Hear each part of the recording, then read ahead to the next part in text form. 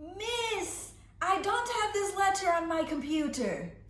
I used to teach lower elementary technology class, and so I thought to myself, maybe this child is missing a key, like my computer. Somebody want to get me a new computer? But it turned out the child did have the letter A on their key. They just didn't recognize it as this, because on the keyboard, it looks like this. And in their handwriting books, it looked like this.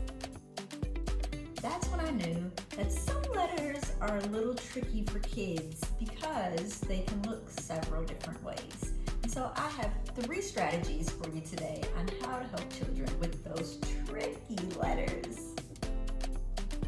Strategy 1, get some old paper index cards, write different variations of the letter, and have your child sort them. You probably have board games, books, or other items with various fonts at home. Ask the children where they see a letter. Your children are probably on devices a lot these days. I know, so check it out with them sometimes and look and see what the fonts they're using look like, and show them that, hey, did you know that this letter can also look this way? Have some paper nearby so that they can practice writing.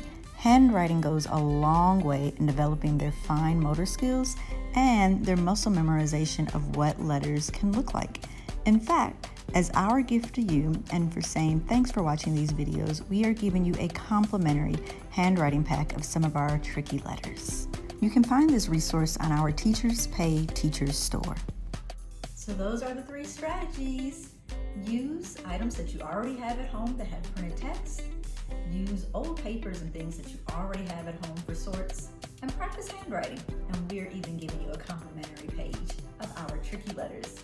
We'll see you next time. Let's shape up on the academic front.